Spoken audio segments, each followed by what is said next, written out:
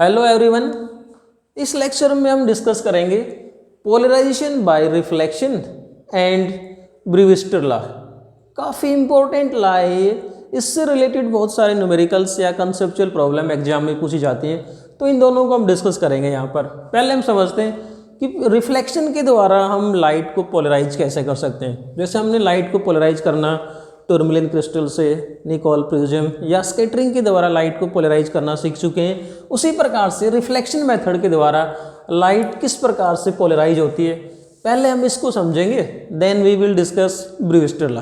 क्योंकि Brewster law किसके ऊपर बेस है? पोलराइजेशन बाय रिफ्लेक्शन पे बेस है। तो हम ये मान लेते हैं कि ये हमारे पास में कोई reflecting surface, this is reflecting surface, may be water और ग्लास जैसे भी है, and this is normal to the surface, right. अब मान लेते हैं suppose this is incident light, ये हमारे पास में क्या है? Incident light. Now we know that if the incident light is unpolarised light, तो अनपोलराइज्ड लाइट को जब हम रिजॉल्व करते हैं तो हमारे पास में मेनली दो प्रकार के वाइब्रेशन होते हैं। आपको याद होगा हम ये टॉपिक डिस्कस कर चुके हैं, पोलराइजेशन ऑफ लाइट का एक्सपेरिमेंटल डिटेक्शन और पोलराइजेशन। यदि आपने वो वाला वीडियो नहीं देखा है तो ज़रूर देखें, और यदि आप चैनल पे नए हैं तो प्लीज़ चैनल को सब्सक्राइब भी कर लें ताकि आपको आने वाले वीडियोस मिलती रहें। तो ये हमारे पास में क्या है? Unpolarised light. इस अनपोलराइज्ड लाइट में दो प्रकार के वाइब्रेशन हैं। एक तो वो वाइब्रेशन जो मैंने डॉट्स के द्वारा दिखाए हैं। इन डॉट्स का मतलब है perpendicular to the plane of this board. देखो ये जो पेन की डायरेक्शन में जो वाइब्रेशन होंगे, these are perpendicular to plane. दूसरे ये vibration which are present in the plane right of this board. अब देखो जब अनपोलराइज्ड लाइट को हम इस सरफेस पे फॉल करवाते हैं तो हमारे पास में दो प्रकार के वाइब्रेशन है। एक तो वो वाइब्रेशन जो इस प्लेन के परपेंडिकुलर यूँ आते हैं, यूँ आते हैं, यूँ आते हैं। यहाँ पर जैसे ही लाइट स्ट्राइक करती है, ये वाले वाइब्रेशन जो इस बोर्ड के प्लेन के परपेंडिकुलर थे, ये यहाँ से क्या होते हैं? यूँ बाउंस होते हैं, यूँ इस प्रकार से बाउंस होके, और ये इस प्रकार से हमें मिल जाते हैं किसी एंगल पे। ये लाइट यूँ आ गई, तो इधर जो लाइट आएगी ये लाइट कौन सी है? This is reflected light. अगर मान लो इसको हम ज्वाइन कर देते हैं यहाँ से, then this light is reflected light. अब ये जो रिफ्लेक्टेड लाइट है इसमें ये डॉट्स क्या शो कर रहे हैं कि ये वो वाइब्रेशन हमें मिल गए जो इस प्लेन के परपेंडिकुलर थे, राइट। अब देखो वो वाइब्रेशन जो which are present in the plane of incidence, ये वाले वाइब्रेशन यूँ आ रहे हैं, यूँ इस प्रकार से। क्या होगा? देखो हम सोच के देखें किस प्रकार से, कि मान लो ये हमारे पास में कोई रिफ्लेक्टिंग सरफेस है, दिस इज रिफ्लेक्टिंग सरफेस, और इसमें दो प्रकार के वाइब्रेशन आ रहे हैं। एक तो ये वाले वाइब्रेशन जो यूँ आके स्ट्राइक करेंगे, एक ये वाले वाइब्रेशन जो इस पेन के डायरेक्शन में यूँ आ रहे हैं, इस प्रकार से यूँ आ रहे हैं, यहाँ आके यूँ स्ट्राइक करेंगे, they will bounce from this surface and will move in this direction. इसका मतलब इधर कौन से वाइब्रेशन मिल गए हमें? जो इस प्लेन के परपेंडिकुलर हैं। वो वाइब्रेशन जो इस प्लेन में प्रेजेंट थे, ये वाले वाइब्रेशन, ये तो क्या कर रहे हैं? देखो इस प्रकार से, ऐसा नहीं लगता है जैसे किसी चीज़ को खोदी लगा रहे हो। ये वाइब्रेशन हम कस्सी से ज़मीन को खोदते हैं तो ये वाले वाइब्रेशन इस प्रकार से यूँ आके स्ट्राइक कर रहे हैं, और ये वाले वाइब्रेशन तो ये तो यूँ थे, राइट। ये यहाँ यूँ आए, यूँ स्ट्राइक की, यूँ चले गए, और जो यूँ आ रहे थे यूँ इस प्रकार से आ रहे थे यूँ, और दीज आर रिफ्रैक्टेड। ये वाइब्रेशन क्या हो जाते हैं? These are refracted in the second medium. तो अब देखो इस केस में क्या हुआ, हमारे पास में कुछ लाइट जो पोलराइज होगी, या यूँ कह देंगे यहाँ से दिस इज रिफ्लेक्टेड लाइट। ये लाइट कौन सी है? Reflected light. और ये कौन सी हो गई? Refracted light. This is refracted light. अब ये जो रिफ्लेक्टेड लाइट है, इसमें अभी जो हमें लाइट मिली है, ज़रूरी नहीं है कि ये कम्प्लीटली प्लेन पोलराइज हो गई हो। इसमें भी हो सकता है कि कुछ वाइब्रेशन जो है which are present in the plane, some vibration may be in this plane, so this light is partially polarized, right. हम ये नहीं कह सकते कि अब ये लाइट कम्प्लीटली प्लेन पोलराइज होगी, this may be partially polarized और मे बी कंप्लीटली पोलराइज्ड। ये डिपेंड करता है इस एंगल ऑफ इंसिडेंस पे, दिस एंगल ऑफ इंसिडेंस। देखो if angle of incidence is 0 degree तो लाइट यूँ आएगी, क्या होगा यहाँ से रिफ्लेक्ट होके वापस ली जाएगी, देयर इज नो पोलराइजेशन। इस केस में कोई भी पोलराइजेशन नहीं होगा। यदि लाइट सरफेस के साथ में आती है यूँ, if angle of incidence is 0 degree, कहने का मतलब क्या हुआ, if angle of incidence is 0 degree,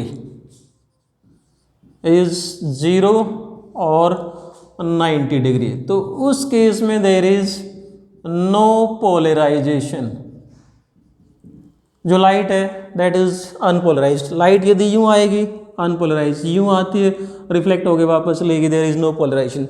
if angle of incidence is between 0 to 90 degree, तब किसी एक एंगल पे क्या होता है, देखो हम एंगल ऑफ इंसिडेंस को इंक्रीज करते गए, किसी एक पर्टिकुलर एंगल के लिए क्या हो सकता है, ये जो लाइट है this may be completely plane polarised light. तो उस केस में क्या होगा, यहाँ पर हमारे पास में एक भी वो वाइब्रेशन नहीं आएगा जो इस प्लेन में, प्लेन ऑफ इंसिडेंस में प्रेजेंट, केवल हमें वो वाइब्रेशन मिलेंगे which are perpendicular to this plane. Only those vibrations are seen which are perpendicular to this plane. Then this light is called completely plane polarized light. और ये वाला angle जिस पर हमें लाइट कैसे मिली है, completely plane polarized light, उसको हम क्या कहते हैं, angle of polarisation, angle of polarisation, that is जिसको हमने डिनोट कर दिया IP। मान लो ये वाला जो एंगल है, suppose this angle is angle of polarisation IP, तो उस केस में जो रिफ्लेक्टेड लाइट है वो कैसी बन गई, कंप्लीटली प्लेन पोलराइज्ड। तो इस एंगल का नाम हमने क्या रख दिया, एंगल ऑफ पोलराइजेशन। सो इसको डिफाइन कैसे करेंगे एंगल ऑफ पोलराइजेशन को, so the definition of angle of polarisation क्या आ जाएगी, the angle of incidence at which reflected light is completely plane polarised light. ये वाला एंगल जिस पे ये जो हमें रिफ्लेक्टेड लाइट मिली वो कैसे मिलती है, कंप्लीटली प्लेन पोलराइज्ड। इस एंगल का नाम क्या है, एंगल ऑफ पोलराइजेशन। और ये जो रिफ्रैक्टेड लाइट है this is unpolarised light, the light which is unpolarised is refracted, right. तो ये तो हो गया हमारे पास में पोलराइजेशन बाय रिफ्लेक्शन। अब देखो क्या होता है, जब ये लाइट कंप्लीटली प्लेन पोलराइज हो जाती है, मतलब रिफ्लेक्टेड लाइट इज 100% पोलराइज्ड, तो उस केस में क्या होता है, angle between reflected light and refracted light is 90 degree.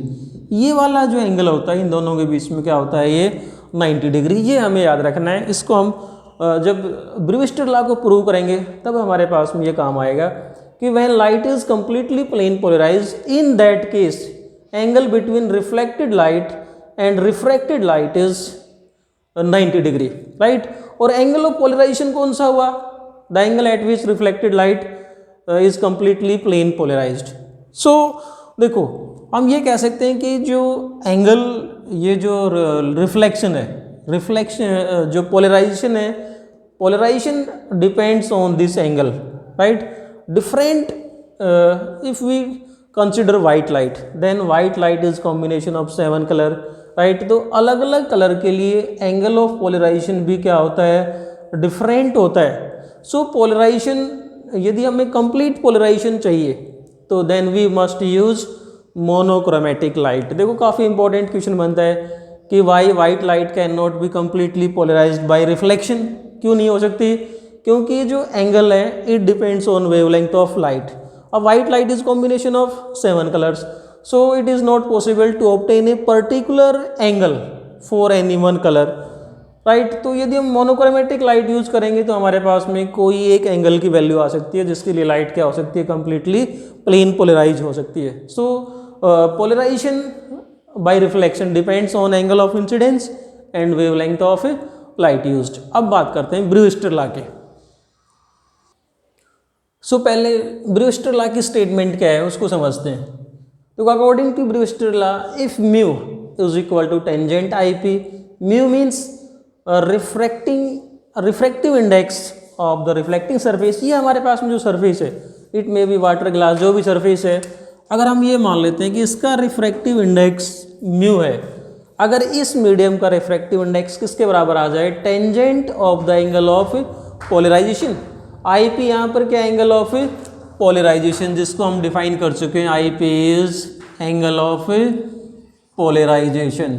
यदि आई पी किसके बराबर हो, sorry, if mu is equal to tangent I P, यदि इस मीडियम का रिफ्रैक्टिव इंडेक्स किसके बराबर हो, tangent of the angle of polarisation, तो ये जो हमारे पास में लाइट आएगी ये कैसी होगी, completely plane polarise light, right. This is the statement. अब हमें इसको प्रूव करना है, we have to prove that mu is equal to tangent I P. So dear students, यदि मैं ये मान लेता हूँ, suppose mu is refracting surface, refractive index mu मान लेते हैं, इस मीडियम का रिफ्रैक्टिव इंडेक्स म्यू है, राइट, और दिस इज इंसिडेंट रे, इसने जो एंगल बनाया मान लेता हूँ this angle is I P, और ये जो रिफ्रैक्टेड रे होगी ये कैसी है, it have unpolarised light. Refracted रे ने जो एंगल बनाया इस एंगल को हम क्या मान लेते हैं, R, right. Now according to law of reflection we know that angle of incidence is equal to angle of reflection. So ये वाला जो एंगल बनेगा, अगर इस एंगल को मैं आर डैश नाम दे देता हूँ, बट वी नो दैट इस एंगल को आप कुछ भी नाम दे लो, ये किसके बराबर होगा, इसी एंगल के बराबर होना है। So we can say that R dash is equal to I P, angle of reflection is R dash, angle of incidence is I P, angle of refraction is R. So according to Snell's law we can write directly mu is equal to sine I, और I यहाँ पर क्या है, I P upon में sine R, mu is equal to sine I upon में sine are. This is Snell's law, right.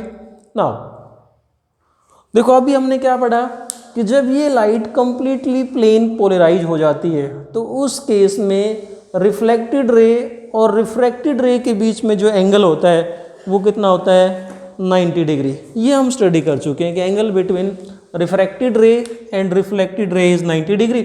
सो अगर हम इन raise को नाम दे लेते हैं 1 मिनट के लिए, सपोज दिस इज ओ, इसको नाम दे दिया मैंने एक्स, इसको नाम दे देते हैं ओ ए, इसको नाम दे देते हैं ओ बी।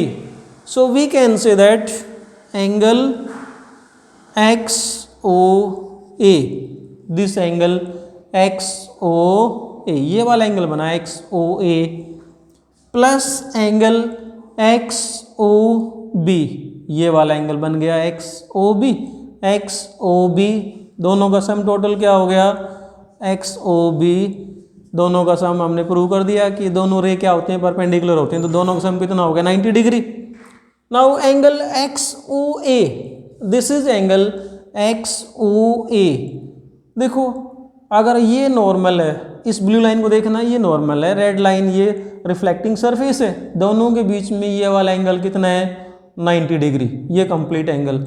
इस एंगल में से इतना इतना एंगल माइनस कर देते हैं, ये वाला एंगल माइनस कर देते हैं, तो क्या बचेगा हमारा एंगल एक्स ओ ए। मतलब कहने का मतलब क्या हुआ, इस एंगल एक्स ओ ए को हम क्या लिख सकते हैं, this is equal to 90 minus I P, we can write, या इसको मैं नाम दे लेता हूँ 90 माइनस, चलो आई पी कर देते हैं इसको, that is equal to 90 minus I P, this angle this is equal to I P. So क्या आ गया हमारे पास में 90 minus I P plus angle X O B, x ओ बी की बात करते हैं, this is X O B. फिर से देखो ये ब्लू रे और ये रेड रे, दोनों के बीच में टोटल एंगल कितना है, 90। हमें ये वाला एंगल चाहिए, ये वाला, this is X O B. इस एंगल में से ये आर माइनस कर देते हैं, देखो this complete angle is 90 degree, ये वाला एंगल 90 हुआ, 90 में से ये आर माइनस कर दो, क्या बचेगा, एक्स ओ बी तो बच जाएगा। सो एक्स ओ बी को हम क्या लिख सकते हैं, 90 माइनस आर, और दोनों का सम कितना है, 90 degree. So we can see that 90 और यहाँ से क्या रह गया, प्लस 90 माइनस में I P minus R is equal to 90 degree. So एक 90 से 90 कैंसिल कर देते हैं, हमारे पास में रह गया 90 minus I P is equal to minus R को इधर ले आते हैं हम, तो क्या है हमारे पास में 90 minus I P is equal to are.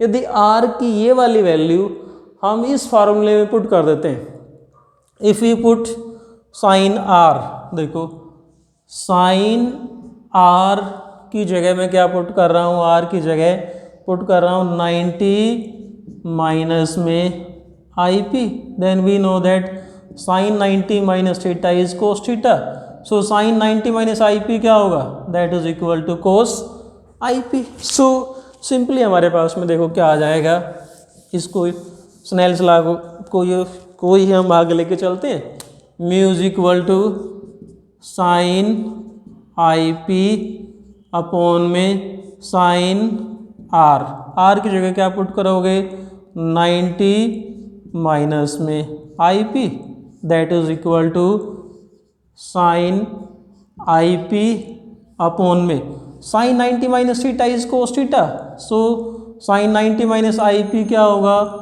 Cos I P. So mu is equal to क्या है हमारे पास में, mu is equal to sine I P upon cos I P, but we know that sine बटे cos क्या होता है, tangent, so this is equal to tangent I P. So finally हमने क्या प्रूव कर दिया, mu is equal to tangent I P. This is Brewster law जो हमें प्रूव करना था, right. Now using this angle we can find refractive index of any medium. यदि refractive index पता है तो उस मीडियम के लिए हम क्या निकाल सकते हैं, एंगल ऑफ पोलराइजेशन। सो ये था concept Brewster law and polarisation by reflection. If you like the video, then please give a like, share it, subscribe it, and once again thanks.